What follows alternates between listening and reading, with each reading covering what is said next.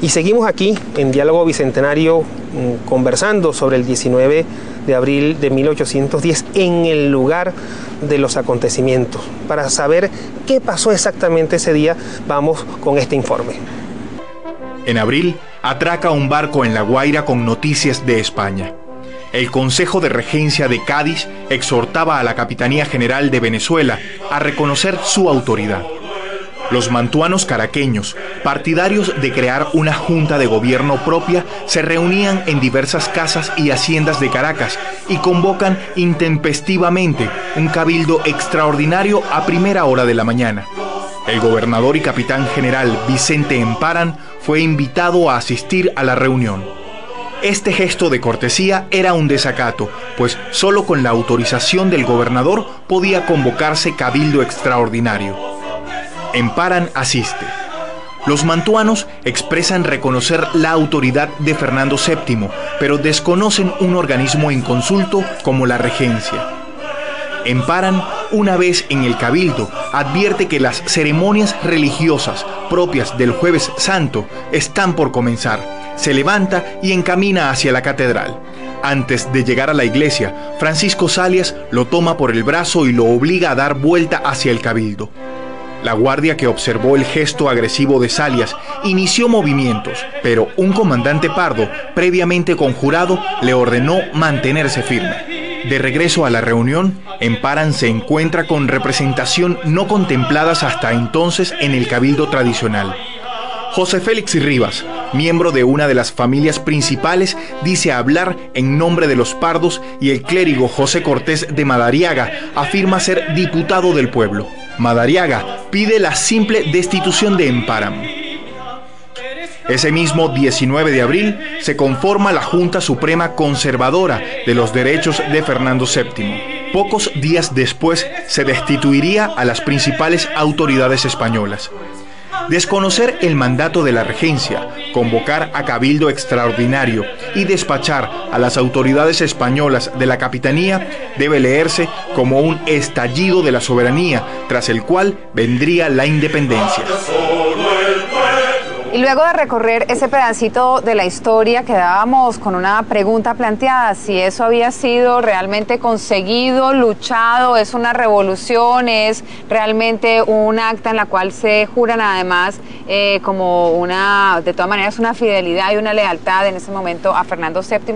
La pregunta para todos los historiadores de este programa.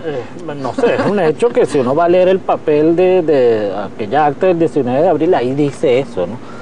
Que es una Junta Suprema para conservar los derechos del rey. Yo soy de los que cree que más allá de eso, que te podría llevar a un análisis de que en el fondo todo el movimiento de la independencia lo que está buscando es una ansia autonomista y preservar la estructura de poder colonial para que los mantuanos sean más felices. Yo no creo que sea así. O sea, lo que sí creo que el 19 de abril es un momento muy complejo. Ya habíamos mencionado que hay distintos procesos y rebeliones. Sobre todo hay una presión desde abajo, ya sea los pardos, la población esclavizada, que se entronca con lo que están aprovechando los blancos del Cabildo de Caracas. Yo soy de los que cree que, por supuesto, se utiliza esa fórmula, porque ¿en qué cabeza cabe que un rey lo tumban o lo destronan y va a volver? Suena perfecto de que, bueno, mientras vuelve el rey. Creo que también eso habla de un sector que sí era timorato, de que sí efectivamente lo que estaba era buscando preservar una estructura, pero en ese mismo cabildo habían otros elementos que sí están apostando a una independencia. Sí, la otra cosa, creo yo, Enrique, una vez que se hace esa junta el 19 de abril de 1810, que se derrota absolutamente el imperio español en la figura de Emparan en este país, al poquito tiempo estalla una revolución monárquica en contra de esa junta. A los meses, apenas 3 meses después, estalla una revolución en contra de esa junta. ¿Cuál es el alegato? ¿Por qué es esa revolución? Porque dicen, esta junta no es para defender los derechos de Fernando VII, es para la independencia. Es realmente una junta revolucionaria. Yo comparto el carácter revolucionario de lo que sucedió ese 19 de abril, por 2 razones. Primero, porque a partir de ese momento se van a inaugurar unos cambios en Venezuela que van a afectar a toda la sociedad venezolana, a los que estaban a favor y a los que estaban en contra. Y además de eso, justamente, y esta es la segunda razón, básicamente porque los que estaban en contra reaccionaron para impugnar las decisiones que se van a derivar de la instalación de esa junta y reaccionan hasta el punto que después hay una guerra.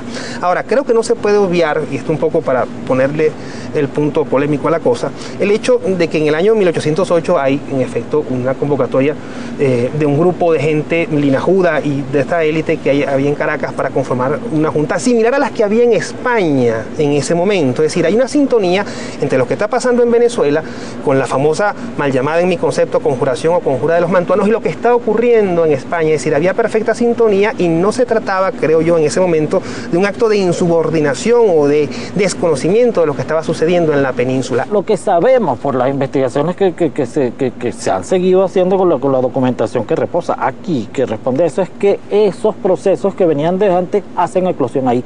Y sabemos de pardos que desde el principio están participando.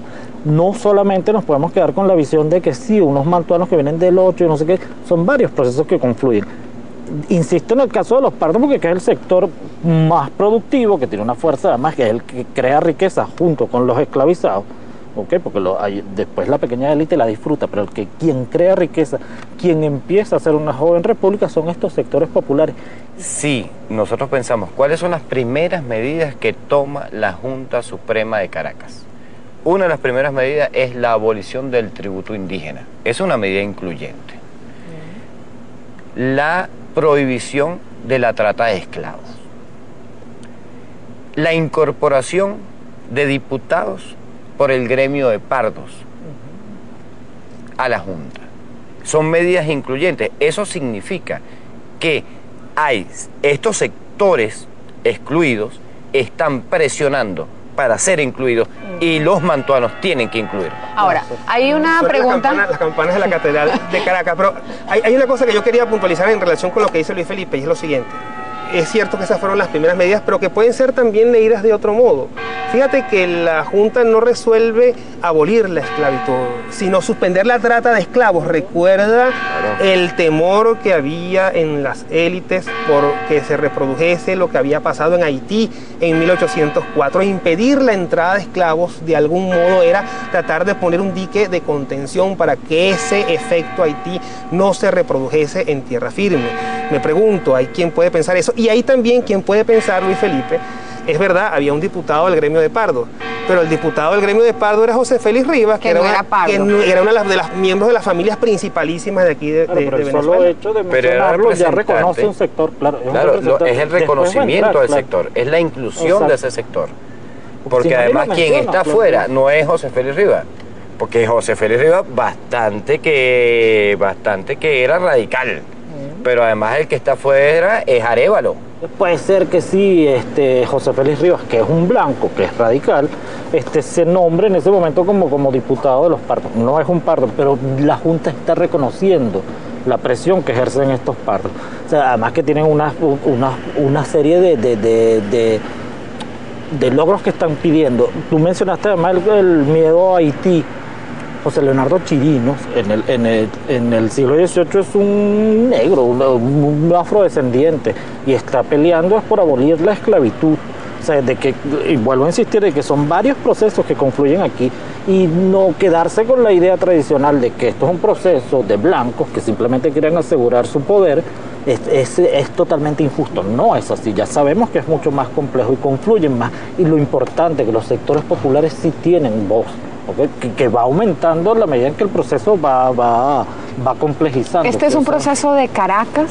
¿O de qué manera uno puede pensar que esa Venezuela que estaba configurada a través de la Capitanía participa en lo que está ocurriendo? Entiendo que el Cabildo de Caracas inmediatamente empieza a llamar a los otros cabildos. Sí, pero no solamente los otros cabildos de las provincias que conformaban la Capitanía General de Venezuela, sino que la Junta Suprema de Caracas inmediatamente se comunica con los cabildos de las principales ciudades de Hispanoamérica, de Latinoamérica, para conformar una confederación latinoamericana o hispanoamericana.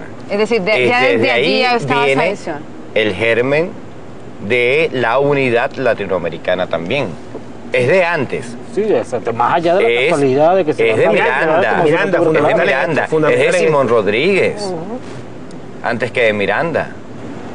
De Miranda, y esa junta es la primera que hace una convocatoria política para esa unidad. Ahora, ¿dónde estaba a todas estas, en todo este escenario, en toda esta historia, el libertador Simón Bolívar? El libertador Simón Bolívar estaba preso en una hacienda, está confinado a su hacienda de San Mateo. Emparan le ofreció, en principio, que se encargara de ser teniente de justicia mayor de San Mateo. Y Bolívar rechaza el ofrecimiento elegantemente, además. Le dice, si usted acepta que mi emisario tome el cargo por mí, yo acepto el cargo. Como no es posible legalmente, entonces no puedo aceptar. Ahora, pero hay uno de los más recientes... Está metido en el proceso. Además, él había estado en esa conjura de los mantones en el 8.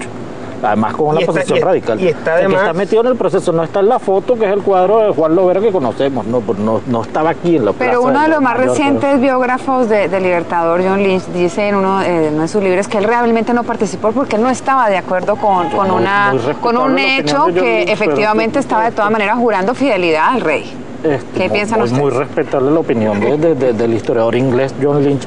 Yo creo que no, o sea... Creo que no es simplemente Lynch no leyó los documentos y no sabe lo que está diciendo. Pero además que quieres llevar, porque todo hay que decirlo, hay quien quiere leer todo el 19 de abril, el 5 de julio, inclusive la guerra, como un gesto que no llegó a nada. Pues entonces aquí no pasó absolutamente nada. Me parece a mí terrible con la cantidad de sangre que significó la guerra de independencia, porque lo otro es que cuando expulsan emparan al capitán general de aquí, es literalmente la ruptura del nexo. O sea, qué cosa más radical y más revolucionaria que eso. O sea, anda, vete para tu casa, o sea, devuélvete para la península. Sí, pero es que no es que lo expulsan nada más, es que está preso, es preso que lo mandan.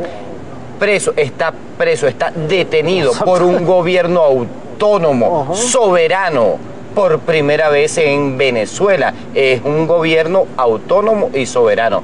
Podemos hablar el 19 de abril de soberanía más que de independencia, o de independencia más que de soberanía, porque hay quien ofrece esos eventos como el primer ejercicio de soberanía, que todavía no de abierta independencia, que es lo que se va a firmar el 5 de julio de 1811, al año siguiente.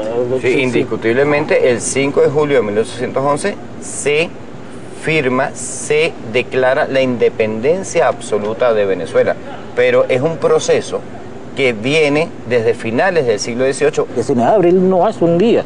Sí, es un año, o sea, no entiendo el 19 de abril. La conceptualización, es soberanía, es autonomía, es independencia. No, el 19 de abril de 1810, por supuesto que es un gesto de autonomía, es soberano y es pro-independentista en términos de que la gente que está haciendo eso, lo que quiere es la independencia, y no hay manera de refutar eso cuando en menos de un año se declara la independencia. Profesor Leonel, una conclusión final para cerrar este programa de Diálogo Bicentenario.